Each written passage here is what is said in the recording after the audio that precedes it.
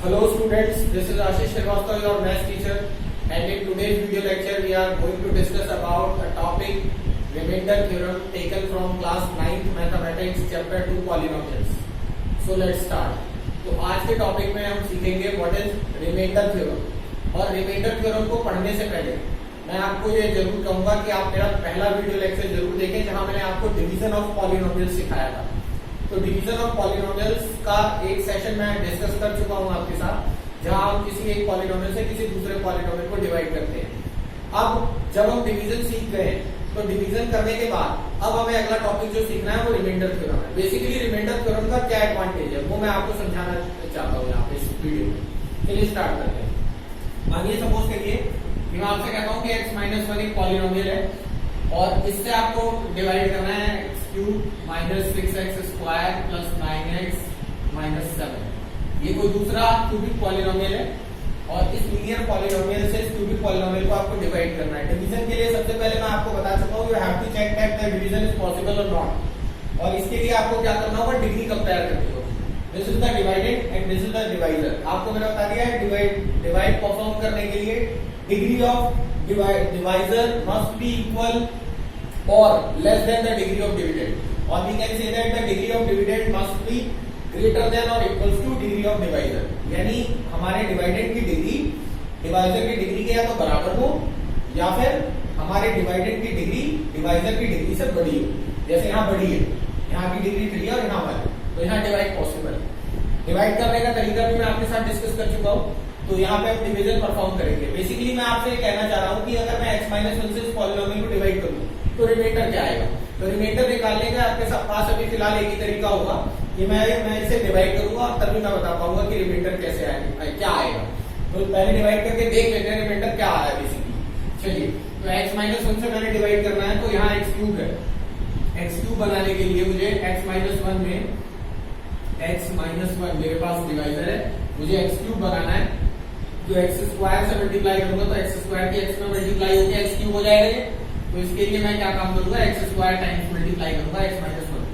तो रिजल्ट क्या आएगा, x² की x में मल्टीप्लाई x³ - x²। और ये रिजल्ट में मैं जो टर्म्स यूज लिखूंगा वो लाइक टर्म के नीचे लाइक टर्म, तो x³ - x²। सब्ट्रैक्ट करेंगे माइनस प्लस, ये हो जाएगा कैंसिल, और ये -6x² ये +x², तो ये बचेगा -5x² और +9x - 7। ये एज इट इज ले लेंगे, हम कॉपी कर लेंगे यहाँ से। चलिए, अब हमारा अगला स्टेप, अब हमें क्या लाना है, अब हमें लाना है -5x²। x-1 हमारे पास पहले से ही है और हमें इसे बनाना है -5x²। तो -5x² बनाने के लिए हम क्या काम करेंगे, हम यहाँ पे -5x से मल्टीप्लाई करेंगे। तो यहाँ पे -5x से मल्टीप्लाई करने के लिए हो जाएगा, यहाँ लिख लीजिए -5x है। तो -5x² और +5x, ये आ जाएगा हमारे पास। चलिए, अब इसमें लाइक टर्म के नीचे लाइक टर्म लिख लेते हैं, -5x² + 5x। साइन चेंज करेंगे, माइनस का प्लस हो जाएगा, प्लस का माइनस हो जाएगा, और अब ये कैंसिल आउट हो जाएंगे। और यहाँ पे 9x में से 5x जाएगा, 4x - 7। अब हमारे पास है x-1 और हमें चाहिए यहाँ 4x। तो यहाँ पे 4 से मल्टीप्लाई करेंगे, सिंपली +4। तो ये आ जाएगा आपका रिजल्ट 4x - 4। लाइक टर्म के नीचे like term 4x - 4, sign change होगा, माइनस प्लस, ये कैंसिल, और -7 + 4 -3। तो यहाँ पे आप देखेंगे जो रिमाइंडर आया हमारे पास वो -3 आया है। ये तो हमारा होता है डिवाइजर, और जिसको हम डिवाइड कर रहे हैं ये होता है डिविडेंड या डिवाइडेंड, और ये जो आया है ये होता है कोशेंट, और जो नीचे बचा है इसको बोलते हैं रिमाइंडर। तो बेसिकली यहाँ पे आपको एक रिमाइंडर ये पता करना था, -3। डिवीजर आपको डिवाइजर दिया हुआ था, डिविडेंड दिया हुआ था, आपको कहा गया था रिमाइंडर बताइए। तो हमने पूरा डिवाइड परफॉर्म किया प्रॉपर तरीके से और तब हमें पता लगा रिमाइंडर -3। मगर अगर मैं आपसे ये कहूं कि बिना डिवाइड करे आप रिमाइंडर बता सकते हैं, तो उस सिचुएशन में ये पॉसिबिलिटी अगर होगी तो वो किसकी वजह से होगी, बाय रिमाइंडर थ्योरम। तो हमारा अगला टॉपिक है रिमाइंडर थ्योरम। और रिमाइंडर थ्योरम में बेसिकली हम क्या सीखने वाले हैं, बिना एक्चुअल डिवीजन परफॉर्म करे हुए रिमाइंडर कैसे निकाला जाता है। और बहुत ही आसान है, आपको कोई भी दिक्कत नहीं आएगी, बल्कि इस डिवीजन से भी ज्यादा आसान लगेगा आपको। लेकिन उसका एडवांटेज बस इतना ही है कि हम रिमाइंडर निकाल सकते हैं, वहां हमें क्वोशिएंट नहीं पता चलेगा कि क्वोशिएंट क्या है, मगर रिमाइंडर हमें मिल जाएगा। कैसे कर सकते हैं वो देख लीजिए। पहले मैं आपको डायरेक्टली समझा देता हूँ, फिर मैं इसकी प्रॉपर डेफिनेशन आपको लिखवाऊंगा। तो बेसिकली आपको अगर रिमाइंडर निकालना है बिना एक्चुअल डिवीजन परफॉर्म किए हुए, तो उसका क्या तरीका है? सबसे पहले तो आप अपना पॉलिनोमियल लिख लीजिए, और पॉलिनोमियल को हम हमेशा px करके लिखते हैं। तो px is equals to x cube minus 6x square plus 9x minus 7। ये तो हो गया हमारा पॉलिनोमियल।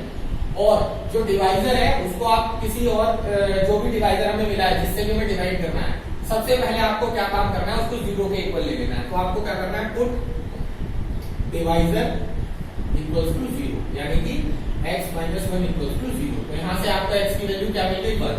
अब ये जो x की वैल्यू आपको 1 मिली है, बस इसी वैल्यू पे आप अपने पॉलिनोमियल की वैल्यू निकाल लीजिए। x इक्वल्स टू 1 पे पॉलिनोमियल की वैल्यू कैलकुलेट करिए। और रिमाइंडर थ्योरम यही कहती है कि इस x इक्वल्स टू 1 पे जो पॉलिनोमियल की वैल्यू आएगी ना, वही आपका जो है रिमाइंडर होगा। और ट्राई करके देखते हैं यहाँ पे बेसिकली यही रिमाइंडर आता है या नहीं। नाउ बाय रिमाइंडर थ्योरम, क्योंकि ये रिमाइंडर थ्योरम कह रही है बाय रिमाइंडर थ्योरम क्या, P1 reminder is equals to P1। वो कह रहे हैं, रिमाइंडर थ्योरम कह रही है कि आप x इक्वल्स टू 1 जो कि आपको डिवाइजर से मिली है x की वैल्यू, उसे अपने पॉलिनोमियल में पुट करके सॉल्व करिए और देखिए आपको रिमाइंडर मिल जाएगा। ट्राई करते हैं, पुट करके सॉल्व करते हैं। 1 cube minus 6 into 1 square plus 9 into 1 minus 7। 1 minus 6 क्योंकि 1 का स्क्वायर नहीं होगा, 9 into 1 1 plus 9 minus 7। Positive numbers 9 और 1 10 हो जाएंगे, और नेगेटिव नंबर्स माइनस 6 और माइनस 7 माइनस 13, और फाइनली आएगा minus 3। And here is the reminder. है ना इंटरेस्टिंग? तो आपने देखा कि हमने बिना डिवाइड करे ही इस तरीके से और रिमाइंडर निकाल के दिखाया है -3। That's all about reminder theorem. ये रिमाइंडर थ्योरम है, बड़ी सिंपल थ्योरम है कि if px is any polynomial and x minus, यहाँ तो मैंने 1 लिया है, मगर इन जनरल ये 1 2 3 कुछ भी हो सकता है, तो मैं उसे एक जनरल सिंबल दे दूंगा a। px कोई भी पॉलिनोमियल हो सकता है, x माइनस a उसका कोई भी डिवाइजर हो सकता है। तो x माइनस a अगर उसका डिवाइजर है, अब ये मत सोचना कि सर ने x माइनस a बताया इसका मतलब x प्लस a डिवाइजर नहीं हो सकता। बिल्कुल हो सकता है, x प्लस a हो सकता है, लेकिन वो उस समय होगा जब हम लेंगे x माइनस a, मगर a अगर ये अपने आप में नेगेटिव हुआ, अगर इसकी कोई नेगेटिव वैल्यू हुई, सोचो a की वैल्यू -5 है, तो x माइनस -5 तो x प्लस 5 अपने आप हो गया ना पॉजिटिव। तो इसलिए पॉजिटिव साइड पे सोचने की जरूरत नहीं है। वो तो a की वैल्यू अगर नेगेटिव है तो वो अपने आप पॉजिटिव हो जाएगा, और अगर पॉजिटिव है तो नेगेटिव रहेगा। तो कुल मिलाकर के हमें एक जनरल डिवाइजर लेना है x माइनस a, और px हमारा पॉलिनोमियल है। तो हम ये कहेंगे कि अगर x माइनस a डिवाइजर है तो फिर हमारा x की वैल्यू क्या आएगी, डिवाइजर को 0 रखने पे। आप जब x माइनस a को 0 के इक्वल रखोगे तो x की वैल्यू क्या आएगी, a आएगी। और उसके बाद क्या करा आपने, यही वैल्यू जो आई है इसे पॉलिनोमियल में रखा है और वही रिमाइंडर है। तो अगर मैं x की वैल्यू a जो है अपने पॉलिनोमियल px में रखूं x की जगह पे, तो वो क्या हो जाएगा, pa हो जाएगा। और यही क्या है, a रिमाइंडर। तो रिमाइंडर थ्योरम समझ में आई? रिमाइंडर थ्योरम ये कहती है कि whenever a polynomial px is divided by x minus a, then the remainder will always be obtained by the value by calculating the value of pa। pa की value calculate करके वो reminder निकाला जा सकता है। अब ये चीज आपको मैंने यहाँ एग्जांपल के तौर पे समझाई है। अब मैं इसको प्रॉपर डिफाइन करता हूँ। तो डिफाइन करते वक्त हमको कैसे लिखना है ये मैं आपको बता देता हूँ।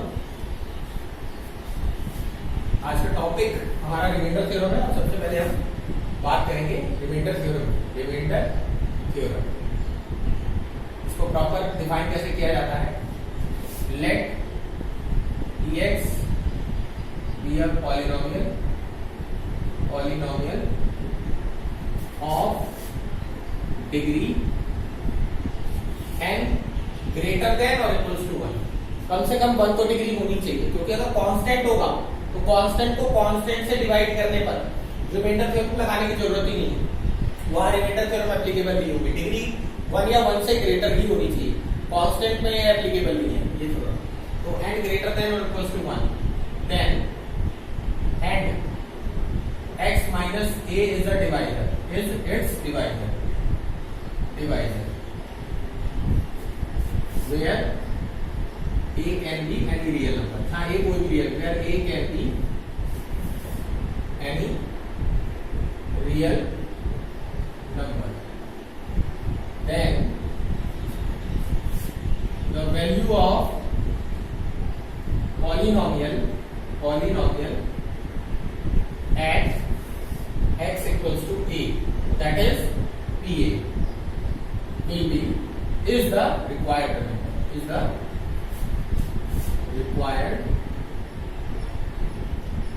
remainder obtained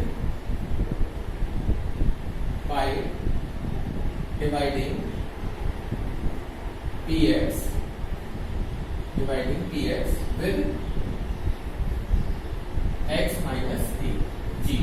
ये है हमारी px कोई पॉलिनोमियल है जिसकी डिग्री n यानी n की वैल्यू कुछ भी हो सकती है 1 और 1 से बड़ी, ठीक है, और x माइनस है उसका कोई डिवाइजर है। देखो मैंने 1 या 1 से बड़ी होने की कंडीशन क्यों रखी है, क्योंकि आप डिवाइड किससे कर रहे हो, x माइनस से। ये एक लीनियर पॉलिनोमियल है। अगर आप लीनियर पॉलिनोमियल से डिवाइड करना चाहते हो तो डिवाइडेंड की डिग्री या तो लीनियर डिवाइडेंड की डिग्री या तो 1 हो, यानी वो लीनियर पॉलिनोमियल है, या उससे बड़ा पॉलिनोमियल, उससे बड़ी डिग्री का, उससे छोटी डिग्री का हो नहीं सकता, वरना डिवीजन परफॉर्म नहीं कर पाओगे, तब रिमाइंडर थ्योरम नहीं कर पाएगी। तो इसलिए शर्त है, कंडीशन है कि ये जो हमारा डिवाइडेड है उसकी डिग्री ग्रेटर देन और इक्वल टू 1 होनी चाहिए, क्योंकि हमें लीनियर पॉलिनोमियल से डिवाइड करने जा रहे हैं। और अगर हम ऐसा कर रहे हैं तो फिर जहां एक कोई भी रियल नंबर हो सकता है, नेगेटिव, पॉजिटिव, स्क्वायर रूट, कैसा भी रियल नंबर होना चाहिए बस। तो उसके बाद हम ये कह रहे हैं कि फिर हमें बिना एक्चुअल डिवाइड करे रिमाइंडर मिल सकता है। कैसे मिल सकता है, x इक्वल टू a पे पॉलिनोमियल की वैल्यू निकाल करके। लेकिन उसके लिए हमारा डिवाइजर x माइनस a के रूप में ही होना चाहिए। समझ में आई बात यानी? और अगर x माइनस a के रूप में नहीं है तो हम उसको बेसिकली कैलकुलेट करके सेपरेट करके x की वैल्यू निकालेंगे। मान लो वो हमारा पॉलिनोमियल जो है जिससे हम डिवाइड कर रहे हो 2x माइनस 5 है, तो भले वो 2x माइनस 5 है, यहाँ 2x माइनस a के रूप में नहीं है, मगर उसे लिख सकते हैं, यहाँ से वैल्यू कैलकुलेट कर सकते हैं। x की 0 ले लिया और यहाँ पे हम क्या काम करेंगे, 2x इज इक्वल टू 5, तो x की वैल्यू क्या हो जाएगी 5/2, तो x की वैल्यू 5/2 पे निकालेंगे। अगर हमारा x माइनस a टाइप का नहीं है, अगर हमारा polynomial ax minus b type का है, तो x की वैल्यू b/a निकालेंगे, उस पे निकालेंगे। क्लियर हो रहा है? तो इससे भी कोई दिक्कत वाली बात नहीं है ना। लेकिन मोस्टली अगर हमारा x माइनस a के फॉर्म में है अगर हमारा डिवाइजर, तो x इक्वल टू a पे हमारे पॉलिनोमियल की वैल्यू हमें मिल जाती है। तो ये चीज आपको क्लियर हो गई होगी। मैंने एग्जांपल आपको पहले ही दे दिया था, और थ्योरम आप बताइए।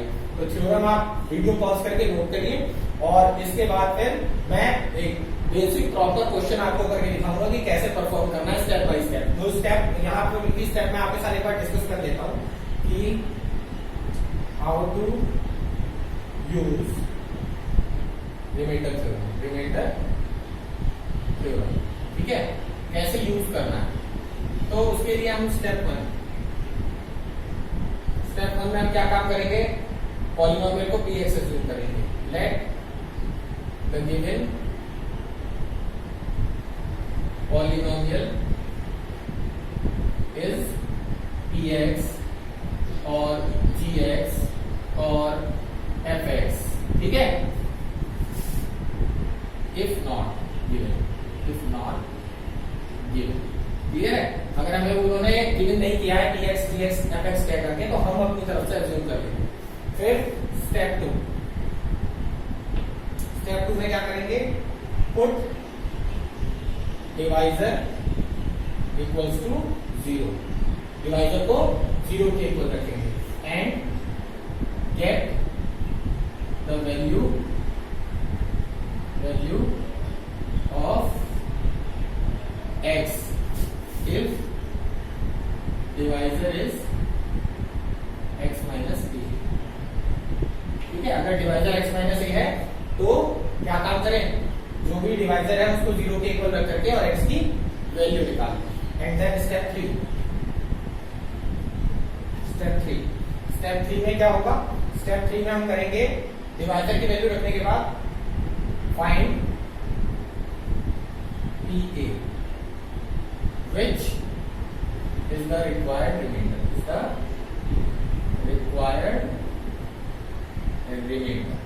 स्टेप 3 में हम वो वैल्यू उठा करके पॉलिनोमियल में रखेंगे और सॉल्व करके जो रिक्वायर्ड रिमाइंडर है वो मिल जाएगा। 3 स्टेप का क्वेश्चन है, बड़ी आसानी से हो जाता है। अभी मैंने आपको रफली सॉल्व भी करके दिखाया है, एक और फेयर सॉल्यूशन भी करके दिखाऊंगा, पहले आप वीडियो पॉज करिए उसको नोट करिए।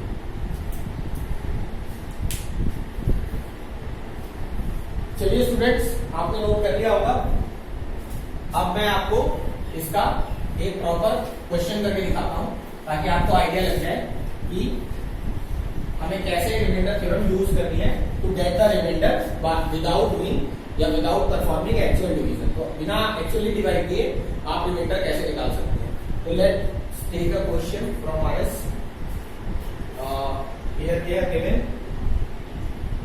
एक जनरल क्वेश्चन करा रहा हूं मैं, जो पॉलिनोमियल दिया हुआ है उसे मैं ले रहा हूं let dx equals to 2x cube minus 5x square plus 9x minus 8 and divisor is equals to x minus 3। x minus 3 divisor दिया हुआ है और हमें कहा जा रहा है find the reminder by using reminder theorem. तो मैंने जैसे आपको बताया है कि सबसे पहला step put divisor equals to 0, यानी कि x माइनस 3 इक्वल्स टू 0। तो x की वैल्यू क्या आ जाएगी 3, ठीक। देन बाय रिमाइंडर थ्योरम, अब रिमाइंडर थ्योरम अप्लाई करेंगे। तो रिमाइंडर थ्योरम के अकॉर्डिंग क्या होगा, then by remainder theorem remainder is equals to p3 कैसे पता चला, क्योंकि x इक्वल्स टू 3 पे पॉलिनोमियल की वैल्यू ही रिमाइंडर होती है, यही रिमाइंडर थ्योरम है। इसी के अंदर पहले लिख दिया then by remainder theorem remainder is equals to p3। बस आपको 3 रख के सॉल्व करना है। 2 into 3 का क्यूब माइनस 5 into 3 का स्क्वायर प्लस 9 into 3 माइनस 8। तो 3 का क्यूब हो जाएगा 27, 2 multiply 27 minus 5 into 3 square 9 plus 9 3 multiply 27 minus 8। So now it will be 54 minus 45 plus 27 minus 8। So let's solve 54 and 27 add कर लेते हैं इन्हें। तो ये हो जाएगा आपका 1 और 81 है ना, माइनस अब यहाँ पे देख लेते हैं 45 और 8 कितना हो जाएगा माइनस 53 एंड आफ्टर सब्ट्रैक्टिंग 6 और 7 5 2 26। This is the required answer, ये रिमाइंडर होगा 26। अगर आप चाहें तो आप इसे एक्चुअल डिवाइड करके भी चेक कर सकते हैं। So this is how we have to perform the remainder theorem and we have to use the remainder theorem to obtain the remainder without doing actual division. So pause the video, note it down, then we will move to the next concept. चलिए students, अब हम move करते हैं अपने अगले concept पे, और अब हमारा अगला कॉन्सेप्ट रिमाइंडर थ्योरम के बारे में फैक्टर थ्योरम। और फैक्टर थ्योरम और रिमाइंडर थ्योरम ऑलमोस्ट सेम है, उनमें कोई बहुत ज्यादा डिफरेंस नहीं है, एक माइनर डिफरेंस है। मगर उस डिफरेंस को हम डिस्कस करें उससे पहले एक सिंपल क्वेश्चन मैं आपसे पूछता हूँ। मान लीजिए सपोज करिए मैं आपसे कहा एक पॉलिनोमियल px है x क्यूब माइनस 8 और हमारा डिवाइजर है divisor is equals to x minus 2। अब मैं आपसे कहूँ फाइंड द रिमाइंडर, तो आप कहोगे सर रिमाइंडर तो हमने निकालना सीख लिया, कैसे? आप सबसे पहले क्या करेंगे, पुट डिवाइजर इक्वल्स टू 0। तो आप x माइनस 2 को 0 के इक्वल रखोगे और x की वैल्यू 2 निकालोगे। फिर फटाफट आपको पता है कि रिमाइंडर थ्योरम क्या कहती है, देन बाय रिमाइंडर थ्योरम से आप क्या काम करेंगे, रिमाइंडर निकालेंगे। Remainder is equals to p2, polynomial में x की जगह 2 रख करके। तो आप क्या रखेंगे, 2 का क्यूब माइनस 8। 2 का क्यूब क्या होता है 8 माइनस 8 0। तो फाइनली आप जो है तुरंत एकदम बताएंगे सर रिमाइंडर 0 आ रहा है, ठीक है। तो this is how we can calculate the reminder by using reminder theorem. चलो ये तो बात हो गई रिमाइंडर थ्योरम। ये फैक्टर थ्योरम क्या होगी, फैक्टर थ्योरम कुछ नहीं बल्कि यही है। ये क्या कहती है फैक्टर थ्योरम, फैक्टर थ्योरम ये कहती है कि जब आप रिमाइंडर निकाल लें किसी पॉलिनोमियल का और आपको पता चल जाए कि वो जो पॉलिनोमियल है वो उसका जो वैल्यू आ रही है, रिमाइंडर जो आ रहा है उसका वो 0 आ रहा है, ठीक है। आपके डिवाइजर से जो आपने x की वैल्यू निकाली थी उस पर आपका पॉलिनोमियल की वैल्यू 0 आ गई है। तो आप तुरंत ये समझ जाइए कि फिर आपका जो डिवाइजर है वो सिर्फ डिवाइजर नहीं, उस पॉलिनोमियल का फैक्टर भी है। हर डिवाइजर फैक्टर नहीं होगा भाई, किसी से डिवाइड करेंगे रिमाइंडर आएगा, किसी से करेंगे नहीं आएगा। लेकिन जिनसे नहीं आएगा, नहीं आने का मतलब 0 आएगा, ठीक है। तो वो वही डिवाइजर हमारा फैक्टर हो जाएगा कंफर्म। और ये है बात रही गई बाय फैक्टर थ्योरम। लेकिन इसका एक दूसरा पहलू भी है। फैक्टर थ्योरम के 2 फेसेस हैं। एक तो ये कि आपने डिवाइजर जो है उसको 0 के इक्वल रख करके एक x की वैल्यू निकाली और उसके अपने पॉलिनोमियल को कैलकुलेट करा और 0 पाया उसका वैल्यू, तो आपको तुरंत कंफर्म हो गया कि our divisor is the factor of the given polynomial. ये कंफर्म हो गया। तो फैक्टर हम कंफर्म कर सकते हैं by the factor theorem whether the divisor is factor और नॉट। फिर दूसरा पहलू क्या है, दूसरा पहलू ये है कि मैं आपसे पहले ही कहने कहा है कि px कोई पॉलिनोमियल है x³ - 8 एंड जो x minus two is it's factor. मैं आपको पहले ही बता देता कि ये फैक्टर है, तो अगर मैं पहले ही बता देता ये फैक्टर है तो फिर आप पहले ही श्योर हो जाते कि अगर ये फैक्टर है तो डेफिनेटली P2 की वैल्यू क्या आने वाली है, 0। ये मतलब एक तो ये हुआ कि हमने पहले श्योर नहीं थे कि वैल्यू 0 आएगी या नहीं आएगी, हमने निकाल के देखा 0 आई, तब हमने कहा कि यहाँ ये फैक्टर थ्योरम से ये फैक्टर है। अब एक चीज ये है कि हमें पहले से ही कंफर्म कर दिया गया है कि ये फैक्टर है, ये फैक्टर है, तो हम फिर श्योर हो जाएंगे क्योंकि फैक्टर अगर ये है तो फैक्टर थ्योरम क्या कहती है कि फिर x इक्वल्स टू 2, जो कि इसे 0 लेने के बाद x की वैल्यू मिली है, उस पे आपके पॉलिनोमियल की वैल्यू 0 होगी, तो हम P2 को डायरेक्ट 0 ले सकते हैं बाई फैक्टर थ्योरम। ये वाला जो केस है फैक्टर थ्योरम का, ये बहुत ज्यादा इंपॉर्टेंट है, बहुत सारे क्वेश्चन हमें सॉल्व करने में हेल्प मिलती है इस वाले केस से। बेसिकली अभी आप सोच रहे हो कि सर अगर ये पहले से ही फैक्टर है तो हम इसका इस्तेमाल कहाँ करेंगे, यूज कहाँ होगा, तो ये बिल्कुल यूज होगा। वो क्या कर देंगे, वो आपसे एक्स क्यूब माइनस ए लिख देंगे, यहाँ पे आपको बताएंगे कि यहाँ 8 है, आपको कह देंगे एक्स क्यूब माइनस ए कोई पॉलिनोमियल और एक्स माइनस 2 उसका फैक्टर है, तब आप ए की वैल्यू निकालो। अब आप इस वाले सिचुएशन में ये वाला फेस यूज करोगे फैक्टर थ्योरम, आप कहोगे अच्छा ये फैक्टर है तो फिर इसका मतलब P2 0 होगा, P2 0 होने का मतलब 2 का क्यूब माइनस a 0 होना चाहिए, इसका मतलब 8 माइनस a 0 होना चाहिए, और इसका मतलब 8 की वैल्यू a माइनस a बदल के प्लस वैल्यू कह दो a इक्वल्स टू 8 होना चाहिए, तो आपने तुरंत a की वैल्यू बता दी कि a की जगह 8 आएगा। ये है इसका फायदा। ये छोटे से एग्जांपल से मैंने आपको समझाया, ऐसे और भी बहुत hypothetical questions, higher order thinking based questions आपको आरएस अग्रवाल में सीखने के लिए, देखने के लिए मिलेंगे, जहां से हम खूब प्रैक्टिस कर सकते हैं। मगर एक छोटा सा डिस्कशन मैंने कर लिया कि ये दो फेज है फैक्टर थ्योरम के। एक फेज ये है कि आपको बाद में पता चलता है रिमाइंडर 0 आ रहा है, ठीक है, तो आप जो रिमाइंडर 0, बल्कि यहाँ पे हम थोड़ा सा चेंज यहाँ कर देते हैं लैंग्वेज में लिखने में फैक्टर थ्योरम के, क्योंकि हम इसे रिमाइंडर नहीं, हम यहाँ पे क्या काम करते हैं, हम यहाँ पे x इक्वल्स टू 2 निकालने के बाद अगर मैं इसी क्वेश्चन को फैक्टर थ्योरम के थ्रू करूँ तो x इक्वल्स टू 2 निकालने के बाद मैं कहूंगा नाउ, अब मैं अनजान होकर के बिल्कुल अननोन और P2 कैलकुलेट कर रहा हूँ, नाउ P2 हर बार यही करना है, x इक्वल्स टू 2 मिलते ही वैल्यू कैलकुलेट करनी है, 2 क्यूब माइनस 8, 2 क्यूब 8 माइनस 8 0। अब सिंस P2 इक्वल्स टू 0, अगर P2 की वैल्यू 0 है देन x माइनस 2 यानी हमारा divisor is the required factor, या is the factor of dx। Since P2 is equals to 0 then by factor theorem, अब यहाँ line वहां लिखी जाएगी, यहाँ लिखी जाएगी, then by factor theorem, then by factor theorem x minus 2 is the factor of dx. This is the factor theorem. That is how we have to use this theorem to confirm that whether a linear expression or some expression is the required factor of the given polynomial or not. तो इस वे में हम इसे use करना है। नहीं तो मैंने डायरेक्ट एप्लीकेशन आपको सिखा दिया, लेकिन अभी मैंने इसकी प्रॉपर डेफिनेशन आपके साथ डिस्कस नहीं करी है, तो अब हम सबसे पहले इसकी प्रॉपर डेफिनेशन डिस्कस कर लेते हैं। तो बेसिकली आपको यहाँ पे मैं फैक्टर थ्योरम के दोनों जो है तरह के केसेस दिखा चुका हूँ। अब हम लिख लेते हैं प्रॉपर तरीके से कि व्हाट इज फैक्टर थ्योरम। तो राइटिंग करेगी factor theorem, factor theorem, let Tx be a polynomial of degree n greater than equals to 1 and x minus a is its divisor, then तो इसके दोनों फेस में आपको लिख के दिखा रहा हूं, if